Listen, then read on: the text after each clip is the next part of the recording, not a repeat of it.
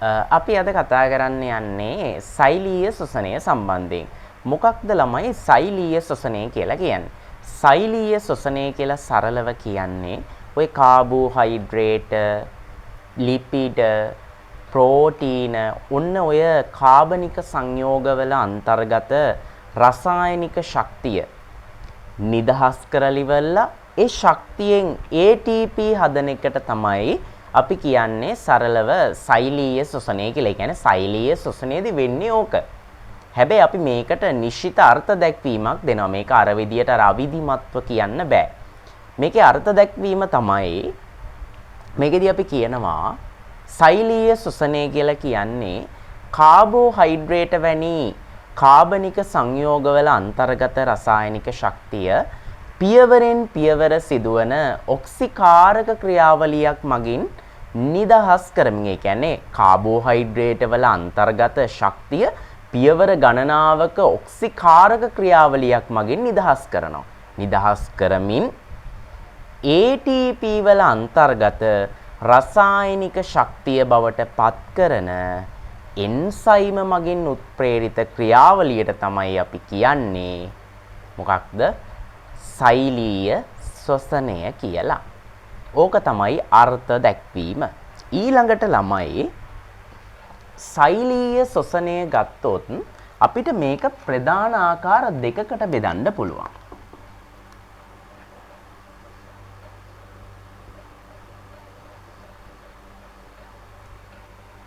සෛලීය ශ්වසනය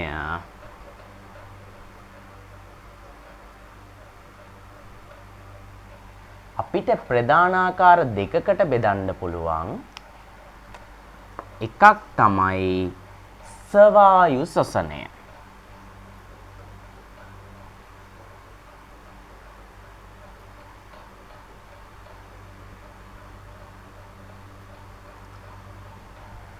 අනිත් එක තමයි නිර්වායු ශ්වසනය.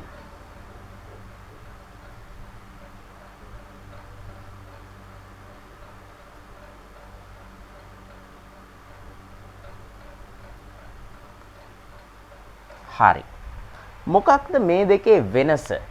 ස්වායු ශ්වසනයයි නිර්වායු ශ්වසනයයි. මේකේ ළමයි ස්වායු ශ්වසනය කියලා කියන්නේ අණුක ඔක්සිජන් පවතිද්දි සිද්ධ වෙන ශ්වසනය.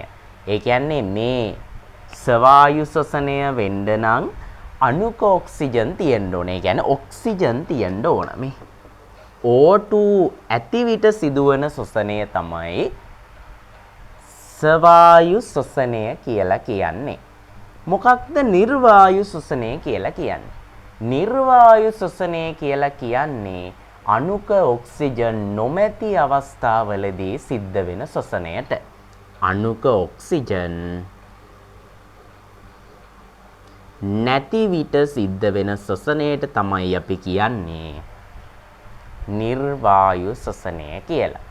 හරි. අපිට එතකොට මේ පාඩම් කොටසේදී මේ දෙක ගැනම ඉගෙන ගන්න තියෙනවා.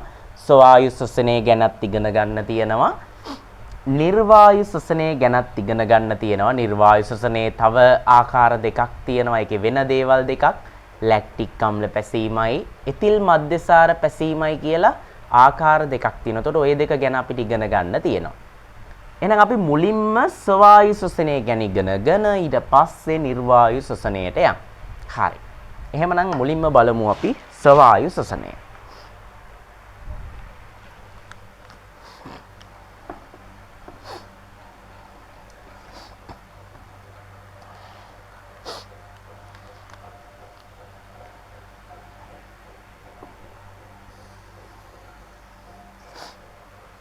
හරි ළමයි. එතකොට මේ ස්වායු ශ්වසනය ගත්තොත් මේ ස්වායු ශ්වසනය සිද්ධ වෙන්නේ අණුක ඔක්සිජන් පවතින තත්ත්වයට. ඒ කියන්නේ ඔක්සිජන් තියෙනකොට තමයි මේ ස්වායු ශ්වසනය සිද්ධ වෙන්නේ. එතකොට මේකෙදී පාවිච්චි වන ශ්වසන උපස්තරය තමයි අර බිඳ හෙලන්න මුලින්ම පාවිච්චි කරන අර කාබනික සංයෝගය. මුලින්ම අර අපිට ශක්තිය ගන්න අපි අර්ථ දැක්වීමේදී කිව්වේ කාබෝහයිඩ්‍රේට වැනි කාබනික සංයෝගවල කියලා පටන් ගත්තේ. අන්න ඒ වගේ අර පටන් ගන්න සංයෝගය තමයි ග්ලූකෝස්. ඕක තමයි ජීවීන්ගේ ශ්වසන උපස්තරයේ විදියට අපි සලකන්නේ. ඒ කියන්නේ ශ්වසනය කරන්න පාවිච්චි කරන ශ්වසන උපස්තරය තමයි ග්ලූකෝස්. මේක MCQ වලට අහන්න පුළුවන්. ඒ කියන්නේ ජීවීන්ගේ ශ්වසන උපස්තරය ලෙස අපි සලකන්නේ ග්ලූකෝස්. හරි. මේ බලන්නකෝ. දැන් මේ සෛලීය ශ්වසනයේ ළමයි තියෙනවා ප්‍රධාන පියවර 3ක්. පළවෙනි එක තමයි ග්ලයිකොලිසිය.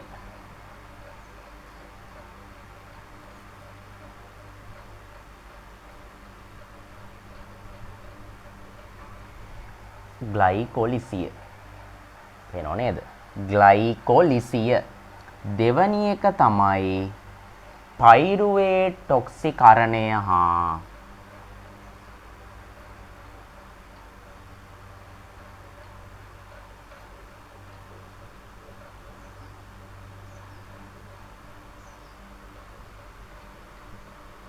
සිට්‍රික් අම්ල චක්‍රය.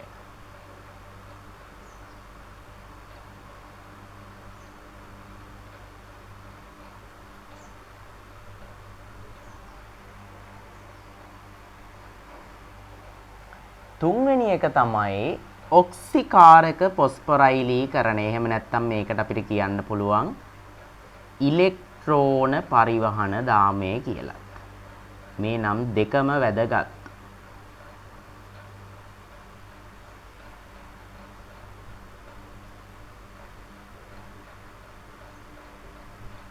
හරි. එතකොට ළමයි මේ ස්වායු ශ්වසනයේ පියවර 3ක් තියෙනවා. ග්ලයිකොලිසිය, පයිරුවේට් ඔක්සිකරණය හා සිට්‍රික් අම්ල චක්‍රය, ඔක්සිකාරක පොස්පොරයිලීකරණය. එහෙම නැත්නම් ඒකටම අපිට තව කියන්න පුළුවන් ඉලෙක්ට්‍රෝන පරිවහන දාමය කියලා.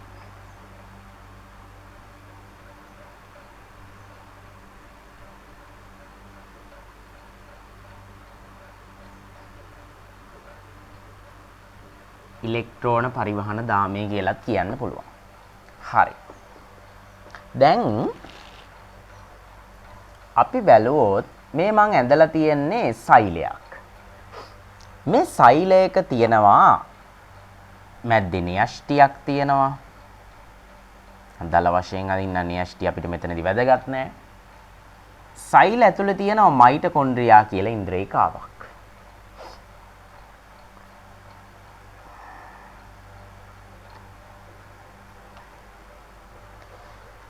මෙන්න මේ ස්වායු ශ්වසනයේ පියවර 3 අපි ගත්තොත් ළමයි මේ ස්වායු ශ්වසනයේ මේ ග්ලයිකොලිසිය කියන පියවර සිද්ධ වෙන්නේ මෙන්න මේ සෛලයක සයිටසෝලය තුල. මේ තියෙන්නේ මොකක්ද සයිටසෝලය කියලා කියන්නේ?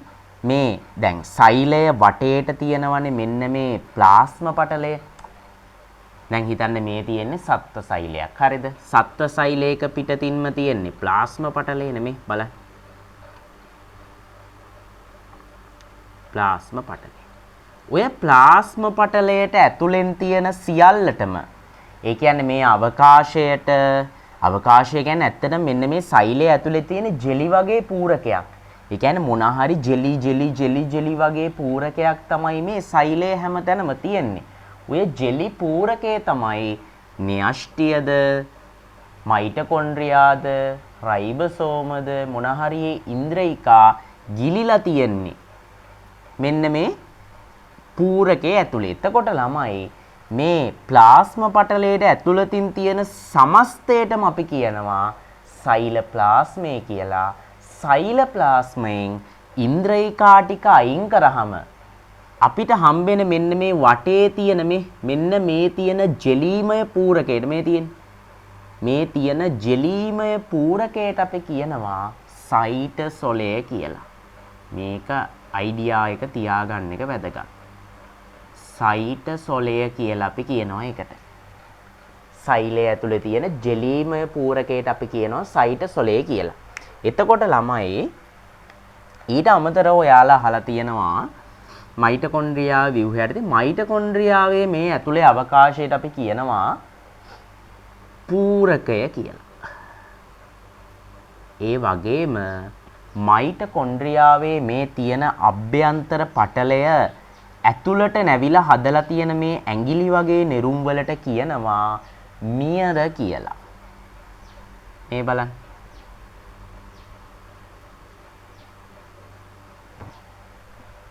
මියර කියලා කියනවා. එතකොට ඔයාලා දැනගන්න ඕන දැන් ස්වායු ශ්වසනයේ පියවර තුන මේකනේ. ස්වායු ශ්වසනයේ පියවර තුන මේක. එතකොට ඔයාලා දැනගන්න ඕන පළවෙනි එක තමයි ග්ලයිකොලිසිය, දෙවෙනි එක පයිරුවේට් ඔක්සිකරණය හා සිට්‍රික් අම්ල චක්‍රය, තුන්වෙනි එක ඔක්සිකාරක පොස්පොරයිලීකරණය. ඔයාලා දැනගන්න ඕන මේ තුන සිද්ධ වෙන්නේ කොහෙද කියලා. හරි අපි බලමු කොහෙද වෙන්නේ කියලා. ග්ලයිකොලිසිය සිද්ධ වෙන්නේ සයිටොසොලයේ.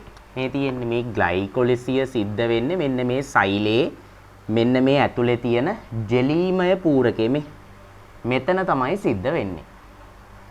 පයිරුවේට් ඔක්සිකරණය හා සිට්‍රික් අම්ල චක්‍රය සිද්ධ වෙන්නේ මයිටොකොන්ඩ්‍රියාවේ පූරකයේ මේ ඇතුලේ සිද්ධ වෙන්නේ. මයිටොකොන්ඩ්‍රියාවේ මේ ඇතුලේ අවකාශයේ තමයි සිද්ධ වෙන්නේ පයිරුවේට් ඔක්සිකරණය හා සිට්‍රික් අම්ල චක්‍රය.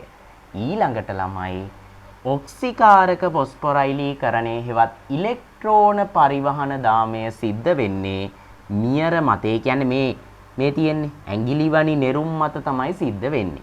මයිටොකොන්ඩ්‍රියාවේ තියෙන මියර මත තමයි සිද්ධ වෙන්නේ ඔක්සිකාරක පොස්පොරයිලීකරණය හෙවත් ඉලෙක්ට්‍රෝන පරිවහන දාමය.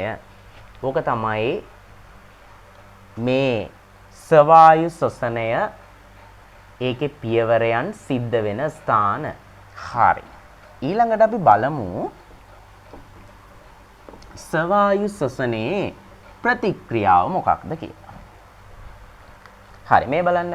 දැන් අපි කිව්වා මේ ස්වායු ශ්වසනයේදී ශ්වසන උපස්තරයේ විදියට පාවිච්චි කරන්නේ ග්ලූකෝස් කියලා. ග්ලූකෝස් වල සූත්‍රේ C6යි H12යි O6යි නේ. ඔහොම නෙන්නේ. එතකොට මෙතනදී වෙන්නේ මේක ඔක්සිජන් සමග දහනය වෙනවා. පේන්නේ නේද? සූත්‍රය අපි කිව්වේ C6යි H12යි O6යි නේ ග්ලූකෝස් වල. මේක ඔක්සිජන් එක්ක දහනය වෙලා මොකද වෙන්නේ? හැදෙනවා කාබන් ඩයොක්සයිඩුයි ජලයයි. ඊට අමතරව මොනවාද හැදෙන්නේ? ශක්තිය හැදෙනවා.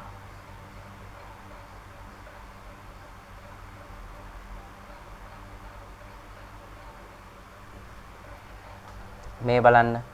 එතකොට ඔයාට මේක තුලිත කරන්න අවශ්‍ය නම් බොරුවට අර මේවා දදා තුලිත කරන්න අවශ්‍ය නැහැ. ග්ලූකෝස් වලට ඇරෙන්න අනිත් තුනටම 6 ගානේ දාගෙන ගියා නම් මේක තුලිතයි. ග්ලූකෝස් වලට නැතුව අනිත් තුනටම අංක 6 දාගෙන ගියා නම් මේක තුලිතයි. මේක තමයි ශ්වසනයේ සමීකරණය වෙන්නේ. හරි. ඊළඟට අපි දැන් බලමු අපි කිව්වා ස්වායු ශ්වසනයේ පියවර තුනක් තියෙනවා කියලා. ග්ලයිකොලිසිය, පයිරුවේට් ඔක්සිකරණය හා සිට්‍රික් අම්ල චක්‍රය, ඔක්සිකාරක පොස්පොරයිලීකරණය හෙවත් ඉලෙක්ට්‍රෝන පරිවහන දාමය. අපි දැන් ওই තුන ගැන ඉගෙන ගන්න යන්නේ. මුලින්ම තියෙන්නේ ග්ලයිකොලිසිය.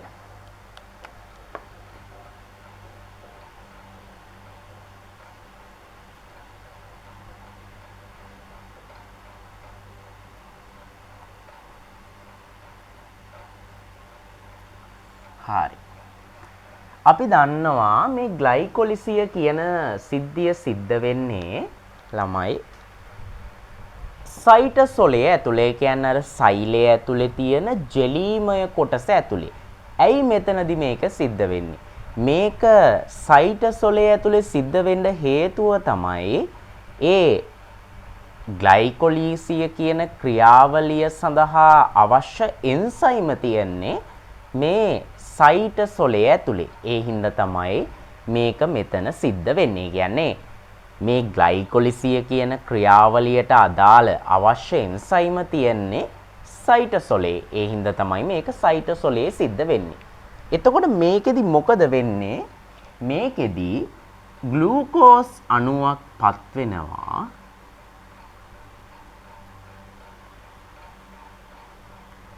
ග්ලූකෝස් අණුවක් පත් වෙනවා. සාමාන්‍යයෙන් මේ තියෙන්නේ ග්ලූකෝස් වල සූත්‍රය C6යි H12යි O6යිනේ. ඒ කියන්නේ සාමාන්‍යයෙන් ග්ලූකෝස් වල කාබන් පරමාණු 6ක් තියෙනවා මේ C6නේ. මේකෙදි වෙන්නේ කාබන් පරමාණු 6ක් තියෙන ග්ලූකෝස් අණුවක් පියවර ගණනාවක් ඔස්සේ ගිහිල්ලා මොකද වෙන්නේ? පයිරුවේට් අණු දෙකක් බවට පත් වෙනවා.